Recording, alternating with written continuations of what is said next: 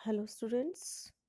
हम इतिहास विषय में बीए पाठ प्रथम के प्रथम पेपर के ऊपर आज चर्चा करेंगे। हमारे आज का टॉपिक है गुप्त शासन प्रणाली।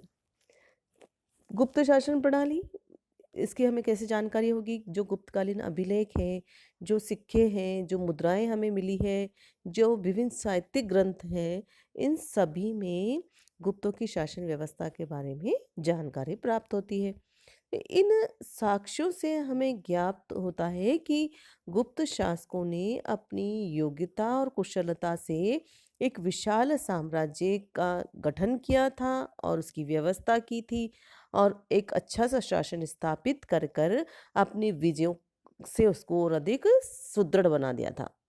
तो एक प्रकार से गुप्त शासन व्यवस्था मौलिक या नई ना होकर भारत में जो परंपरागत रूप से प्रचलित शासन पद्धति थी वही थी, लेकिन उसमें कुछ संशोधन अवश्य कर दिया गया था। च गुप्त शासन में क्या हुआ था कि चहुमुखी सांस्कृतिक उन्नति के साथ-साथ अ, उसका जो सभी चहुमुखी उन्नति हुई थी, मतलब सांस्कृतिक उन्नति के साथ चहुमुखी उन्नति हुई थी। तो अब इसमें देखेंगे कि इसका शासन का स्वरूप क्या था? शासन का स्वरूप अ, प्रारंभिक गुप्त शासकों की विजय अभियानों के परिणाम स्वरूप गुप्त साम्राज्य की जो सीमाएँ हैं, पूर्वी समुद्र तट से पश्चिमी समुद्र तट तक, उत्तर में हिमालय से दक्षिण में नर्मदा नदी तक विस्तृत हो गई थी। किंतु इस विशाल साम्राज्य का शासन किसी एक केंद्रीय सत्ता द्वारा संचालित नहीं होता था। संभवतः मौर्यों की केंद्रीकरण की नीति के परिणामों को दृष्टिगत रखते हुए गुप्त सम्राटों ने विजित प्रदेशों को अपने साम्राज्य में विलीन करके उन पर केंद्रीभूत शासन स्थापित करने की अपेक्षा क्या किया? अपनी सत्ता पर प्रत्यक्ष नियंत्रण आर्यव्रत तक सीमित रखा। अतः गुप्त साम्राज्य के अंतर्गत अनेक ऐसे अधीनस्थ शासक थे जिनके शासकों को अपने राज्य में आंतरिक शासन में पूर्ण स्वतंत्रता प्राप्त थी। हमने समुद्रगुप्त पढ़ा था, उसमें हमने देखा था कि किस प्रकार से समुद्रगुप्त ने जो दक्षिण के राजा हैं उनको अधीन तो करा था, लेकिन उन्हें पूर्ण स्वतंत्रता दी थी। सिर्फ उनसे वो कर लेता था, एक वार्षिक कर वसूल करता था, किंतु वह अपने साम्राज्य में बिल्कुल अ, स्वतंत्र थे, क्योंकि वो जानता था ना कि इस तरह की अगर कोशिश करेंगे तो एक छत्र राज्य स्थापित करना मुश्किल होगा। इसी वजह से उसने उनका राज्य उन्हें सौंपकर बागडोर या जो कमान है या हेड है वो गुप्त शासक बने रहे थे। और जो उनके अधीनस्थ शासक हैं अपनी शक्ति के अनुरूप महाराज या नृप या उपरिक कहलाते थे। आज सभी सामंतों की स्थिति एक समान नहीं थी। जो आर्यवत और मध्य देश के अधीनस्थ शासक पर गुप्त सम्राटों का नियंत्रण अधिक प्रभावी था, तो जो दूर के शासक थे वे स्वतंत्र थे। अधीनस्थ शासक भेंट के द्वारा, उपहार या जो नियमित राजस्व द्वारा राजकोष को समृद्ध बनाने के साथ साथ युद्ध के अवसर पर भी सैनिक सहयोग देते रहते थे। राजकीय अवसरों पर दरबार में उपस्थित होकर सम्राट के यश और वैभव में वृद्धि करते थे। और अधीनस्थ राज्यों की भांति अनेक गणराज्यों, सीमावर्ती प्रदेशों और निकटवर्ती विदेशी राज्यों ने भी गुप्त सम्राट की अधीन मैत्री और समान मैत्री स्थापित कर रखी थी। अब हम देखेंगे कि इनकी शासन नीति कैसी थी। गुप्तों की जो शासन नीति थी अत्यंत उदार थी, लोकप्रिय थी और इन्होंने अपनी प्रजा को संतान के समान ही समझा। अच्छा, उस समय कौन सा यात्री आया था? चीनी यात्री फाहियान। कब आया था? चंद्रगुप्त द्वितीय के शासन के समय। तो फाहियान ने जो उसने उसकी शासन नीति पर प्रकाश डालते हुए लिखा था कि जो शासन में प्रजा के हित की ओर विशेष ध्यान दिया जाता था। शासन व्यवस्था अत्यंत उदार थी, सम्राट जनता के कार्यों में हस्तक्षेप नहीं करता था। अच्छा, दंड विधान भी कठोर नहीं था और देश में शांति स्थापित थी। तो ये सब हमें फाहियान से प्राप्त होता है। अब इसके बाद हम शासन नीति में देखेंगे केंद्रीय शासन कैसा था। राजतंत्रात्मक। राजतंत्रात्मक मतलब, अच्छा, गणतंत्रात्मक तो क्या होता है? गण मतलब जनता का शासन और राजतंत्र मतलब राजा का शासन। तो इसका स्वरूप कैसा था? राजतंत्रात्मक। और प्रधान कौन था? राजा होता था। उसकी शक्ति असीमित होती थी। अब क्या-क्या उपाधि धारण करते थे वह?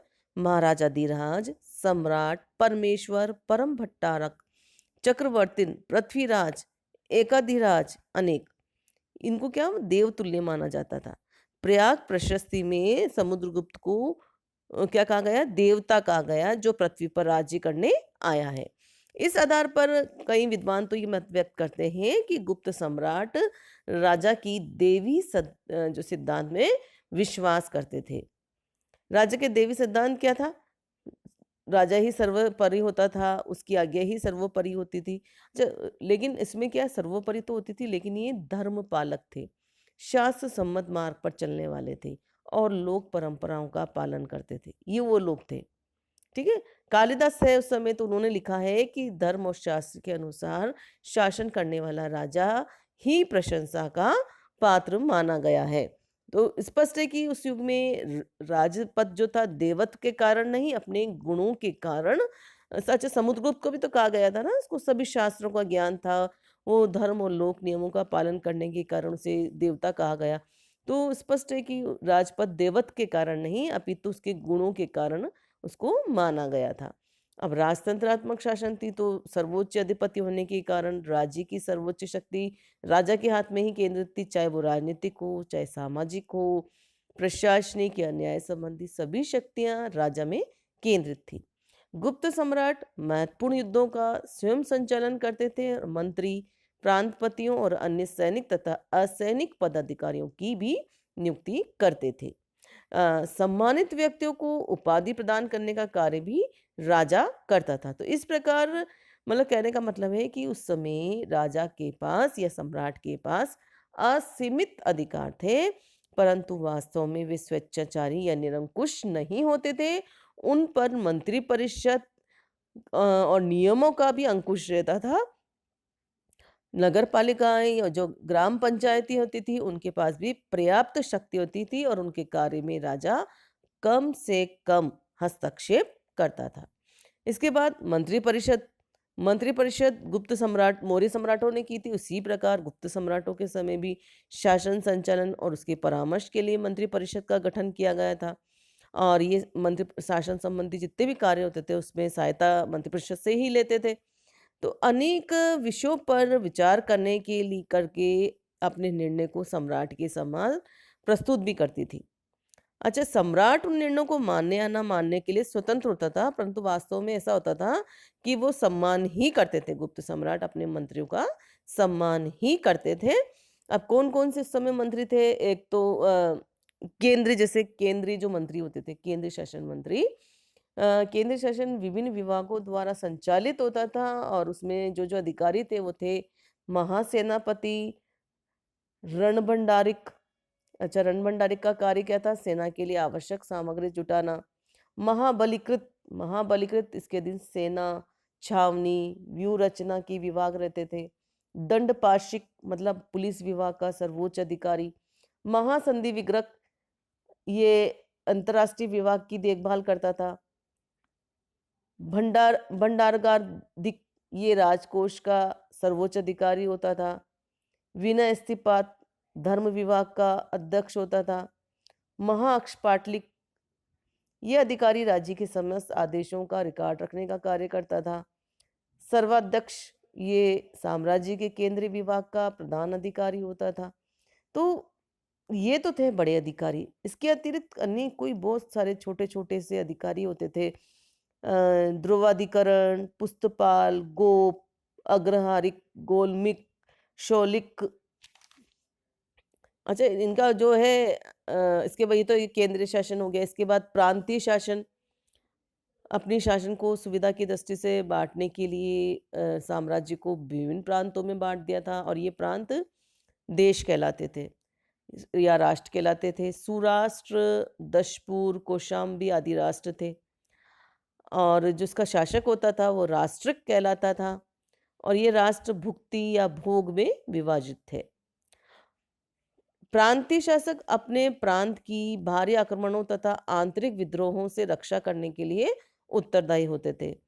अपने प्रांत में शांति व्यवस्था बनाए रखना, विद्रोहियों का दमन करना प्रजा की भलाई का कार्य करना तथा प्रांत को सुखी और समृद्ध बनाने का उपाय करना आदि प्रांतीय शासक के कर्तव्य होते थे। उन्हें अपने अधीनस्थ कर्मचारी नियुक्त करने का भी अधिकार था। महत्वपूर्ण प्रांतों में अत्यंत योग्य और अनुभवी व्यक्तियों को नियुक्त किया जाता था। अब जिलों का प्रशासन, जी प्रांत होते थे वो अनेक जिलों में, जिलों को क्या कहते थे उस समय, विषय, उनमें बांटा गया था। ठीक है। और विषय का जो अधिकारी होता था वो कहलाता था विषपति। अब विषपति क्या करता था, विषय की राजनीतिक सामरिक महत्ता को दृष्टिगत रखते हुए राजन की नियुक्ति करता था और इसका जो कार्यालय कहलाता था अधिष्ठान। विषयपति को परामर्श देने के लिए भी एक समिति होती थी और इस समिति में नगर श्रेष्ठी, सार्थवाहा, प्रथम कुलिक, प्रथम कायस्थ, पुस्तपाल आदि अधिकारी होते थे। ये सभी सदस्य निर्वाचित होते थे या मनोनीत किए जाते थे, यह भी अज्ञात है। मतलब इनका कार्यकाल मतलब नॉर्मली 5 वर्ष का होता था और विषयपति अपने प्रदेश में शांति और सुरक्षा के लिए उत्तरदायी था। अच्छा, विषयपति कौन था? जिले का जो शासन अधिकारी होता था या जिले का जो प्रशासन संभालता था उसके अधिकारी को विषयपति कह लेते थे। जिला क्या, उसको क्या बोलते थे? विषय, उसका अधिकारी विषयपति।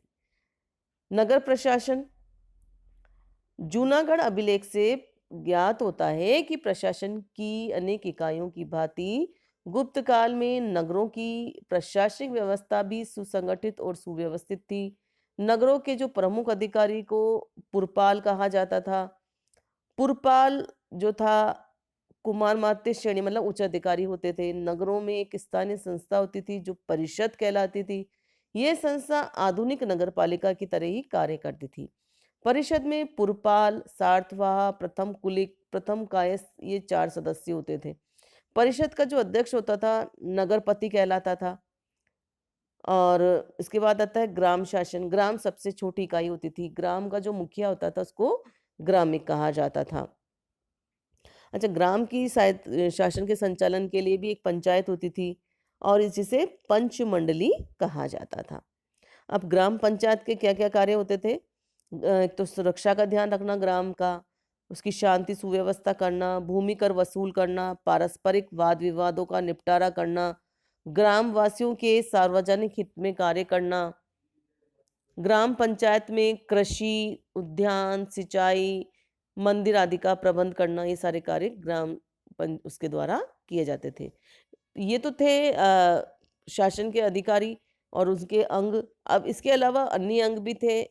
क्या क्या थे गुप्त प्रशासन के अन्य विभाग?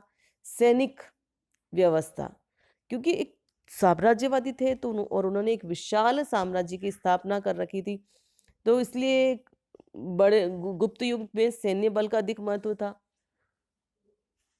और सैनिक संगठन अत्यंत सुव्यवस्थित और सुसंगठित था। गुप्त सम्राटों ने परंपरागत चतुरंगनी सेना की व्यवस्था भी की थी। इसमें हाथियों, अश्वारोहियों, पदातियों, रथों की सेनाएं रहती थी। नौसेना का उल्लेख समुद्रगुप्त की नालंदा और गया अभिलेखों से भी हमें प्राप्त होता है। समस्त सेना का की जो राजधानी थी उसका कार्यालय होता था, उस जिसे बलाधिकरण कहते थे। सेना का सर्वोच्च पद गुप्त सम्राट स्वयं ग्रहण करते थे। सम्राट ही सेना का अध्यक्ष होता था, वह स्वयं कुशल सेनानायक और योद्धा होता था। समुद्रगुप्त और चंद्रगुप्त द्वितीय ने युद्धों में सेना का संचालन स्वयं किया था। तो ये सैन्य व्यवस्था होती थी ना। अच्छा, से अश्वारोहियों की जो सेना प्रमुख को महाश्वपति कहते थे। उसके अधीन जो होते थे अन्य अधिकारी भी होते थे। पुलिस विभाग होता था। साम्राज्य की आंतरिक और शांति व्यवस्था के लिए आरक्षी या पुलिस विभाग की व्यवस्था की गई थी। इसमें साधारण पुलिस और गुप्तचर दोनों ही सम्मिलित होते थे।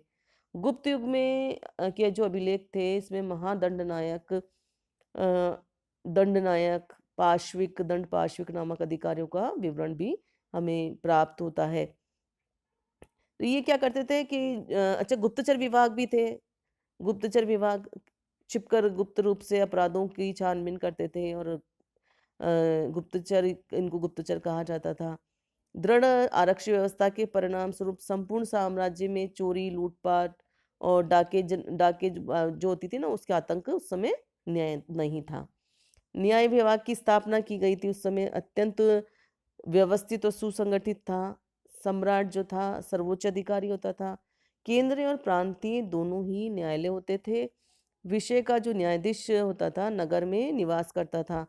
गांव में न्याय का कार्य पंचायतें करती थी। नारद स्मृति के अनुसार गुप्त काल में 4 प्रकार के न्यायालय थे। कौन कौन से? कुल, श्रेणी, गण और राजकीय। तो ये जो प्रथम 3 न्यायालय थे जनता के होते थे और अंतिम न्यायालय सरकारी होता था। राज्य में अपराधियों की संख्या कम थी। सभी पदाधिकारी बड़ी योग्यता से अपना कार्य संपन्न करते थे। उनका आधुनिक अदालतों की भांति एक कार्यालय होता था जिसे अधिकरण कहा जाता था। सार्वजनिक कार्य विभाग भी होता था। इसमें ये प्रजावत्सल होते थे ना, तो वे अपनी प्रजा की नैतिक और भौतिक उन्नति के लिए सदा प्रयत्नशील रहते थे। उन्होंने अपनी प्रजा के हित के लिए सड़कों का निर्माण कराया, सिंचाई व्यवस्था का पूरा ध्यान रखा, कृषि की उन्नति के लिए अनेक बांधों का, झीलों का, तालाबों का निर्माण कराया, चिकित्सालय व औषधालयों की भी स्थापना की। तो एक प्रकार से हम ये कह सकते हैं कि सारी जो व्यवस्था थी, उनकी जो शासन प्रणाली थी, वो श्रेष्ठ और प्रशंसनीय थी। केंद्र और प्रांत दोनों में इसका संगठन सुव्यवस्थित था। दीर्घकाल तक गुप्तों की शासन व्यवस्था ने देश को बाहरी व आंतरिक उपद्रवों से सुरक्षित रखा था। तो ये था हमारे गुप्त प्रशासन। धन्यवाद।